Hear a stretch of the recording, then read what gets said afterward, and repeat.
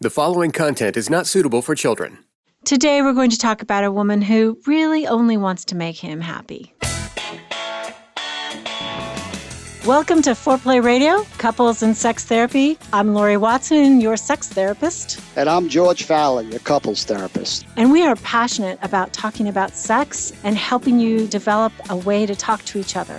Our mission is to help our audience develop a healthier relationship to sex that integrates the mind, the heart, and the body. Just as we begin, please remember to check out Uberlube. Uberlube.com is where you can get this great lubricant and help support Foreplay Radio. This woman that we're talking about, George, is really such a typical patient, somebody who is not in touch with her own sexuality particularly, but is oriented toward making her partner happy. And she's anxiously attached, but I want to demonstrate and us to demonstrate kind of what it's like for her. Of course, we're continuing our assessment theme and helping therapists, but we also want to help people who might be married to this type of woman who is kind of preoccupied with not her own experience and not what she gets out of it, either emotionally or physically, but just making sure that he's okay, and how she puts away her own fears and her own worries. We're also going to see how she doesn't want to risk hurting her partner, and that's part of the reason that she keeps her own counsel in terms of what she thinks would make the bedroom experience better. Right. We want to really get a flavor for not only mechanically how things work, but how do people emotionally come closer or protect themselves. So these are some of these questions that we're going to ask, and we invite you all to just think about your own relationship and see what questions really resonate, which ones are difficult. When we don't have answers, that usually means that's an area we haven't explored that much. So if you don't have an answer to some of these questions, you're right where you're supposed to be. Okay. So I'm ready. I'm going to be Eleanor. Eleanor. How old are you, Eleanor? I will be 44. 44. And do you have children? I have 3 children. 3 children. And how long are you married, Eleanor? We have been married 22 years. All right. So, Eleanor, I just so happy to be meeting with you today. And this is a chance for us to just hang out together. I'm going to ask you questions, not expect any answers, but really the goal today is just to figure out, like, how comfortable are you emotionally with your relationship, both sexually and emotionally? How safe do you feel? We just want to kind of get a snapshot, a picture, and identify any areas that we might improve that just would give you more, just get more out of your relationship. Okay. I mean, my husband wanted me to do this. I just got to say, I've never been to a therapist before. This feels really weird.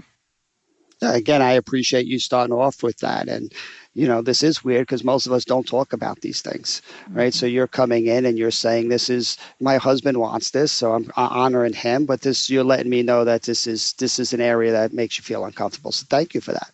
Okay. So with any of these questions, if you don't want to answer the question, you can just move on to the next one. Like I said, these are standard questions just to give me a picture of how to best help you. So I get a pass if I need to. Is that right? Absolutely, yeah. Okay. I want you to have fun here. I want you to kind of understand yourself. And if something doesn't feel so comfortable, that's really important for me to know. Okay, this is definitely not fun. All right. Just for the record. I hear you. I'm writing it down. So here we go, Eleanor. You ready? Yes. I see you wriggling your hands there. I am. All right. So do you feel close and emotionally connected when you make love with your husband? Gosh, I don't know that I've ever thought about that. I think, do I feel close and emotionally connected? I think I feel close and emotionally connected sometimes when we're spending time together, sexually, when we're in bed. No, I don't. Honestly, I don't. Not like starting off with a heavy question right out of the gate. Jeez. Right. I just so appreciate you just trying to explore that with yourself. that there are other parts during the day where you feel more closely connected in conversations, but when it comes to actually the act itself of making love, you don't feel as emotionally connected. Okay. I guess not. So pause here. As a therapist, this is, again, really good information, just helping us get a doorway into, what makes her feel safe and unsafe, right? So that's part of what I'd want to explore. Like, where does she go if she's not feeling so connected? Right. Right. Those are great questions. That's All a right. brilliant question. Next. So, Eleanor, how about hugging, kissing, cuddling, affection? I mean, do you do that before, after sex? Is that enjoyable? I like to do that. I like that a lot. Probably after sex. My husband usually falls asleep, and I like affection. He's not. He's usually not affectionate unless he wants to have sex, and I know that about him. It doesn't. I would like more of it, I suppose. So, Eleanor, when you say you don't feel so connected during sex, where do you go?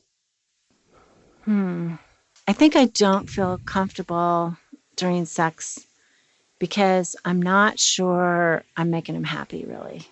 I know it makes him happy to have an orgasm, sure, but he never really expresses to me like that he thinks I'm attractive or beautiful or that I've done a good job or that, I don't know. I mean, I hear a lot of complaints about it's not enough.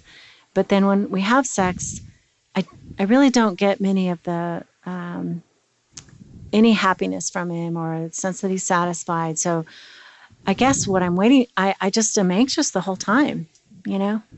So when you say anxious, you're kind of in your head just thinking about, is this working for him? Is he going to have an orgasm? You're Totally. just, those wheels are spinning. Yeah, it's like, how do I get him there? And then afterwards, I kind of feel sort of sad and empty because I don't know if it was enough for him. Well, again, I appreciate you sharing. It's a tough spot for you, right? You're not so focused on your body or what's happening because you really love him so much and want him to experience success and pleasure. And you're not sure, and there's an emptiness as you, even afterwards, you're not sure, hey, if he would tell you that was the best day of my life, that was amazing. I mean, you'd get some direct feedback, but when he falls asleep, that leaves you like, I went through this whole process. I hope that was good, but I'm not really sure how that was. Exactly. And then when he says like a few days later, we don't have enough sex again, it was like, again, it's just, I feel so anxious about the whole thing. I mean, I'm not really, Yeah. No, before, during, and after, I feel anxious. Wow. And again, that's so important too. And anybody, I think, in your shoes would feel that way, right? It's not just the anxiety in the moment of having sex. It's like beforehand, you're not sure how long it's going to be before he's critical or not happy. And then during it, you're thinking so much. And then afterwards, you're not sure how good it was. It's like it takes up a lot of space inside you. It does. It does. It takes All right. He thinks I don't think about it, but I think about it all the time. All right, let's pause here. Again, there's a gold mine of information. Yeah. So often it seems like the person who has lower desire or doesn't initiate sex as much doesn't think about it. And this is a real good window into how much Eleanor actually does think about sex. Is it going to be the third day? Is it going to be the fourth day? Is he going to be happy? Is he not going to be happy afterwards? I mean, it's just the racing brain is a real good indicator of the amount of energy that's kind of being focused where these two people are missing each other.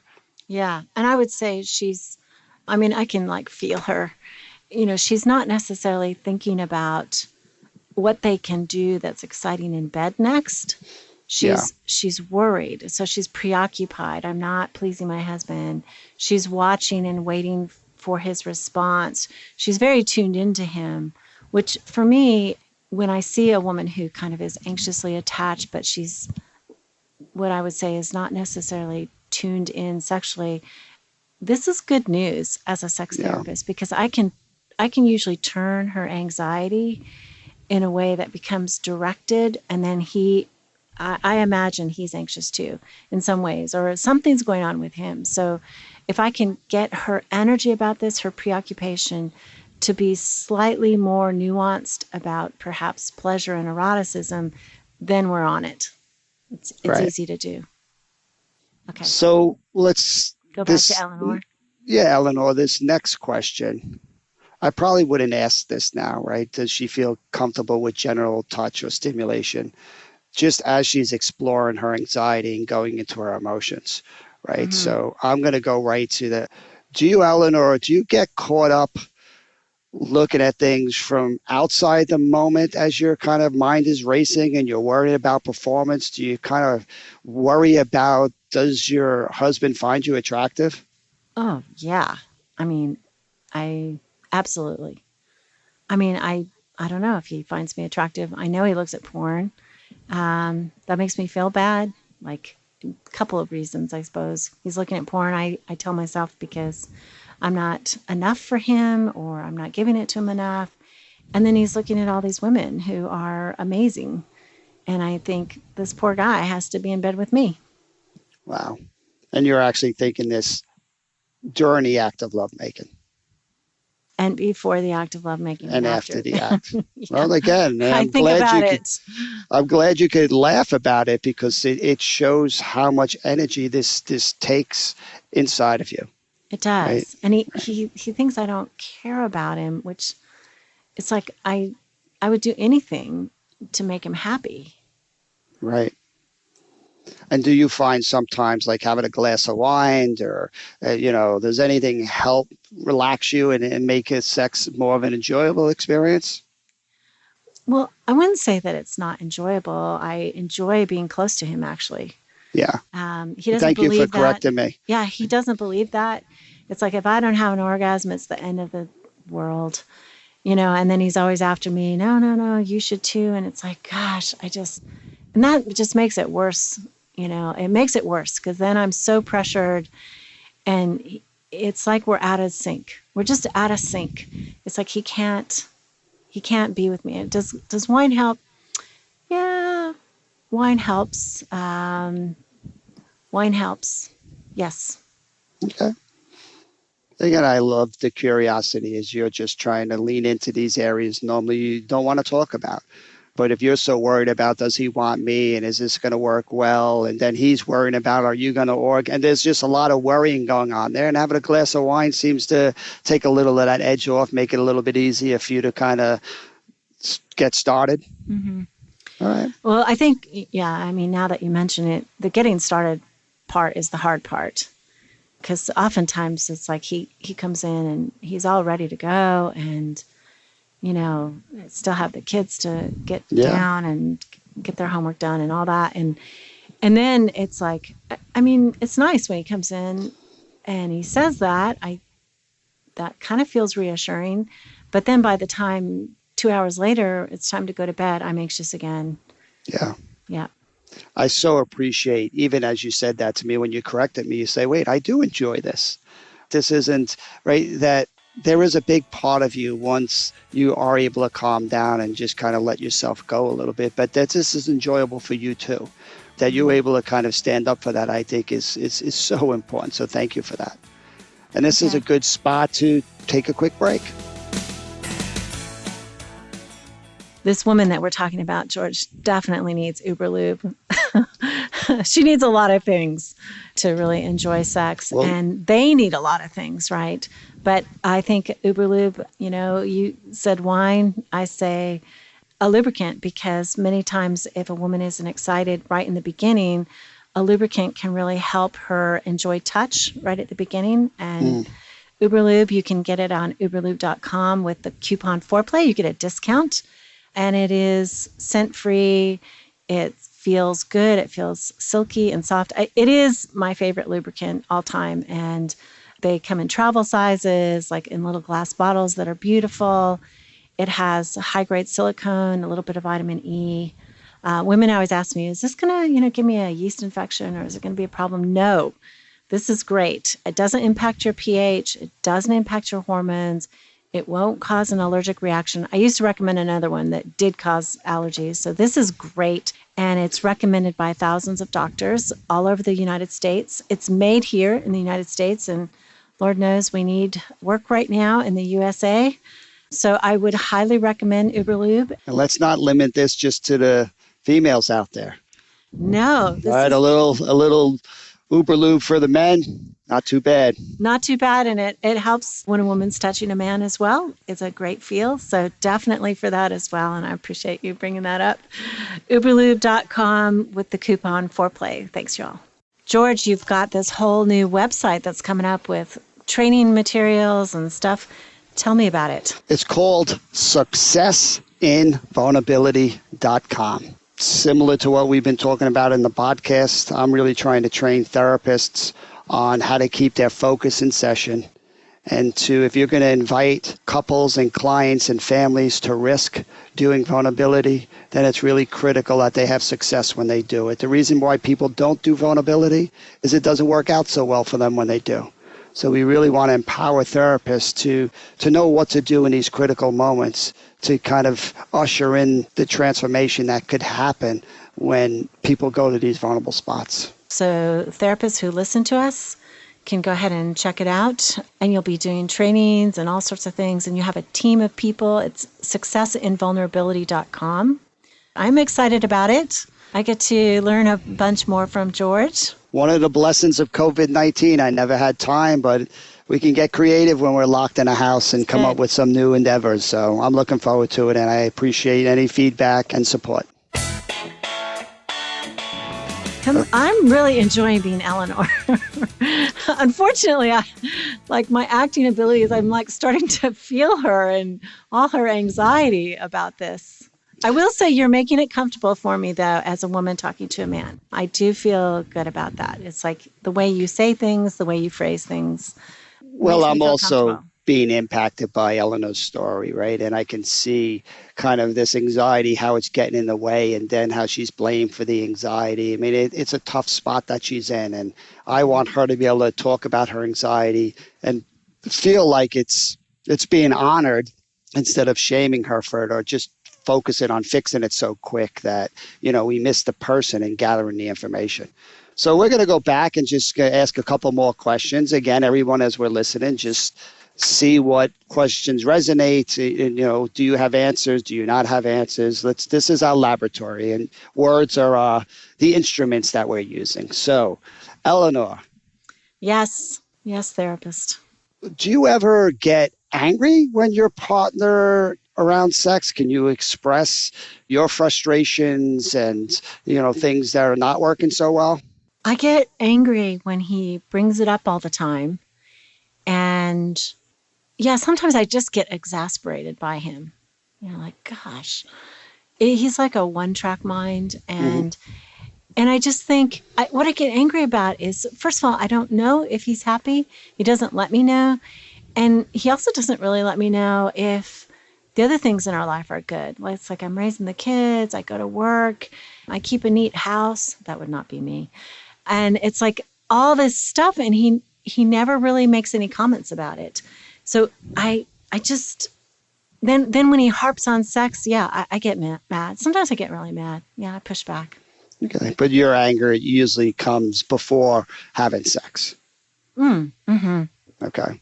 I'm not mad particularly about what happens in bed. That's fine. Right. Well, do you find yourself being able to be critical or give feedback or anything during lovemaking? I'm pretty quiet. I don't say much. I know I don't think I give any feedback. Okay. I mean, he kind of knows, but I guess he knows. I mean, I don't know. You won't talk about kind of that anxious feeling or that empty feeling or kind of what's happening for you. You're so focused on hoping he's having a good experience that you wind up not sharing?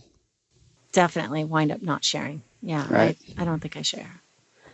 I think that's a beautiful thing that you're trying to do, Eleanor, right? You're trying to, it's so important that he enjoys the experience. There's really not a lot of room for you to talk about negative things that might weigh him down. So you try to protect him from that by keeping that to yourself. Yeah, I mean, I'm not that critical of him in bed. I'm not that critical. It's more, right. I mean, could we do things that would be a little bit better for me? Yeah, we probably really could. I wouldn't want to say it. I did say some things, like I remember right in the beginning of our sexual experience together, and I told him a couple things, and he acted like I don't know, he got upset, and it wasn't, he got more angry, but it seemed like it hurt his feelings that somehow or another he thought he should know all that. And then from that point forward, I just thought, ooh, he has kind of this fragile ego, and I don't want to hurt him. So yeah, I don't really say anything. Hmm. Again, that must be a tough spot when it feels like your husband's free to share things you're not doing well or not enough of, but you don't want to kind of let him know because you don't want to hurt his feelings and make things worse. Right. As I don't want to hurt his feelings. And yes. So I would like to just take a break for a minute as a sex therapist, as I listen to Eleanor. I feel so sad for her, right? She lacks so much agency about directing this experience. And, we really still have no idea, is it good for her? And could it be good for her? And is that one of the elements that is missing that would make her desire more sex? Maybe, could we help her find a way to sort of take more ownership of this? Because it's not just him getting frustrated with her, but it's also her sense of, it's like she doesn't own this experience. She's all about him, which is beautiful and fine, but it's not necessarily fine for sustained intimacy between the two of them. Right. And I think most sex therapists, unfortunately, with good intentions, want to push to have her take more ownership. But it's really hard to take ownership when you have high degrees of anxiety. Mm-hmm. Right? It's your longings get squished when fear is running the show. Absolutely. So we have to reduce the anxiety before we're going to start exploring. And if I start trying to lean too much into, well, what about you and what makes you happy and what turns you on, in a way that's putting more pressure. And so the timing's really matters for when you're going to go for that. Right. You're absolutely right, George. And I would find myself wanting, because this is more the emotional exploration, right? So once you said, as Eleanor, he can feel a bit insecure, and I don't want to make that worse, right? So there really isn't a lot of space to talk about that. But in that individual session is where I want to lean into that fear. Well, what would happen if you made him insecure? And that only grew inside of him. Like, what are these big fears that are really, would he find somebody else? Would he not want her? Would, they get divorced? Would the family break up? I mean, these are some big fears that are lurking, in the bedroom. Yeah. Right. Yeah. So I'd find myself wanting to kind of explore that. No, I agree with you. And I'm not saying you should change directions as the therapist. I'm just reacting to her, like what I feel when I listen to her and what I feel as a woman. I guess that's it. I love that question, though. And that's such a great EFT question of what would happen if you did direct him. What are you afraid would happen? I think you could ask her that right now. I think she's connected enough with you. It breaks my heart to see, and how many partners have I worked with where it's been a very similar dynamics, where when you're feeling empty and you're so scared that your partner's not going to be happy with you, that's not a great environment to feel turned on.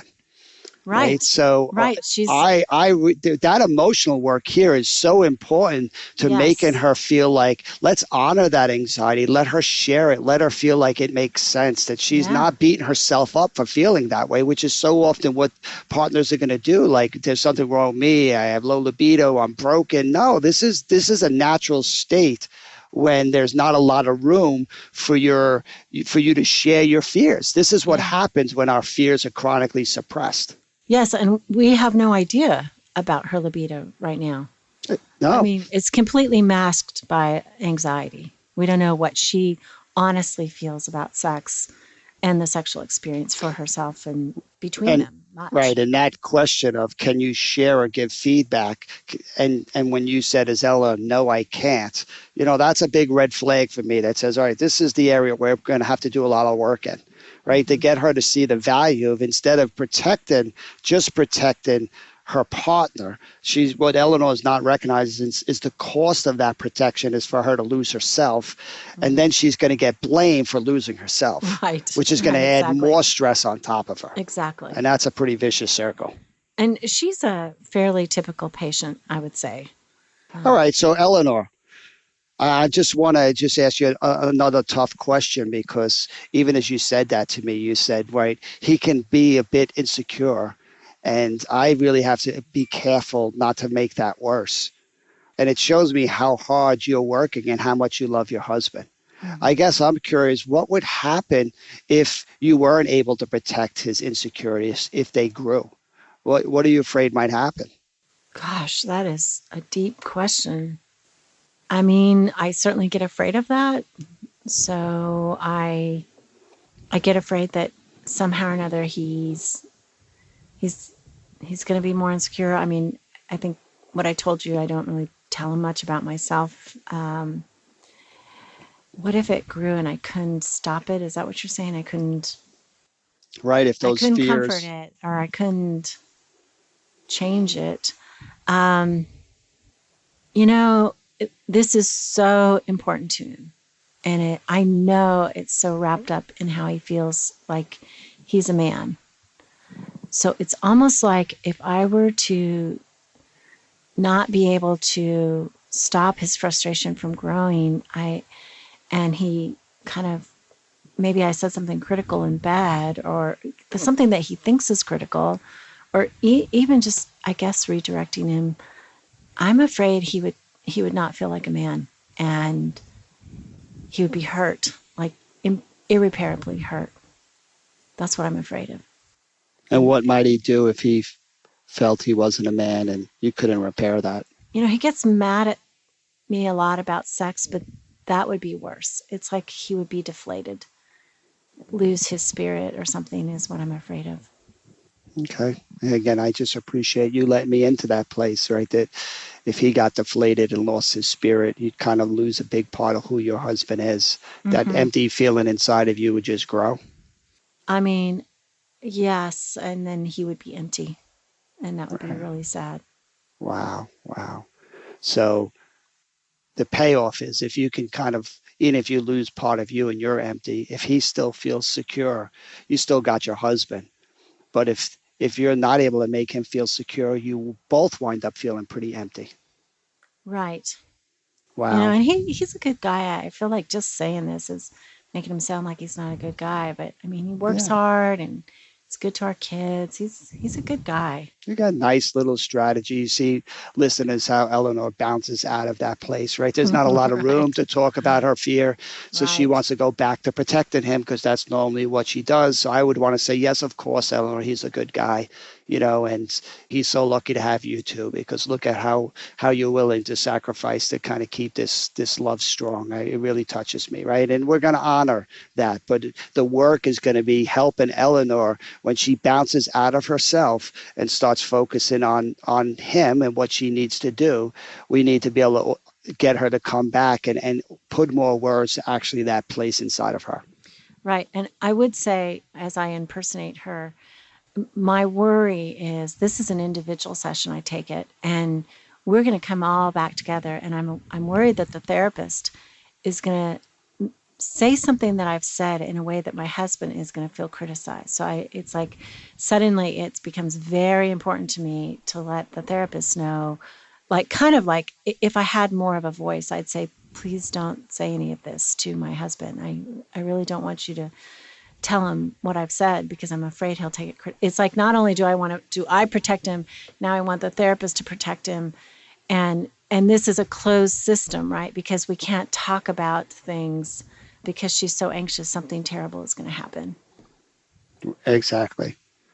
So that's where we would, as a therapist, see a way of strengthening the alliance between a therapist and a client, right? To Mm-hmm. to really help you feel safer, to be more explicit about the process.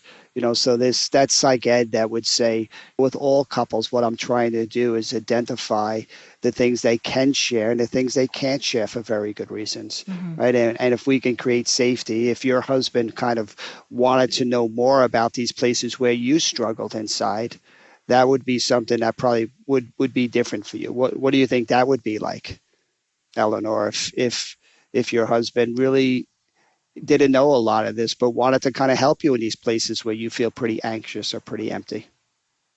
I guess that would feel good. I guess that would feel good. I never really thought about him wanting to know any of that. Yeah. I mean, I don't know that he's that deep, honestly. I think he just wants sex, but I mean, does he want to know what I think about? I don't know. It would Well, feel good. it seems like when you're getting kissing or cuddling, when it doesn't lead to sex, when you get his interest, that's what's comforting you in these anxious places. That's a beautiful way of doing it. Another way is like when you're feeling that way, if you could communicate and you knew he wanted to help you there, that would be a road that currently you two don't have to use with each other. Right. We don't do that Right. with each other. Yeah, I don't think any of this do we really talk about that much. Well, thank you, Eleanor. I want to make sure that she leaves feeling successful, that the risk that she took in fighting for herself is a way of bringing more energy into her relationship and into her life and into her relationship. So, And I would say I hope that male sexual pursuers out there have had a look at what a woman who might be a little more anxious and appearing to avoid sex looks like. So she looks sexually avoidant, but she's also emotionally anxiously attached, very preoccupied by him and his experience. I just hope that provides people with an insight of what it feels like. That's what I love about doing this podcast with you, George, is we let people in to see things that I think they might not be able to see otherwise. totally agree. And I hope it's people listening. We get a couple of these emails every week saying it feels like you're front row and, in our relationship and in our bedroom and seeing like, how do we know all this stuff? We know all this stuff because this is what humans do. Yeah. Right? We have good reasons why we protect ourselves. It's usually coming from a loving place, and we just haven't had help from people to find our words, to know how to communicate in a way that will be successful. And that really is the mission of this podcast. It's to let people communicate in much more direct, powerful ways. And if this was meaningful to you, we'd love for you to share it with a friend. And thanks for listening to us. Give us good ratings. And give some ratings. That would be good too. Thanks for listening to Foreplay Radio. Keep it hot, baby. Hey patrons, Lori is offering a Facebook Live on Friday night, June 12th, starting at 6 p.m. Eastern. Sign up today. For those of you who are listening today, we are also going to send out some free Uberlube to those of you who sponsor us on our Patreon page. Call in your questions to the Foreplay question voicemail. Dial 833-MY-4PLAY. That's 833-4-PLAY. And we'll use the questions for our mailbag episodes. All content is for entertainment purposes only and should not be considered as a substitute for therapy by a licensed clinician or as medical advice from a doctor.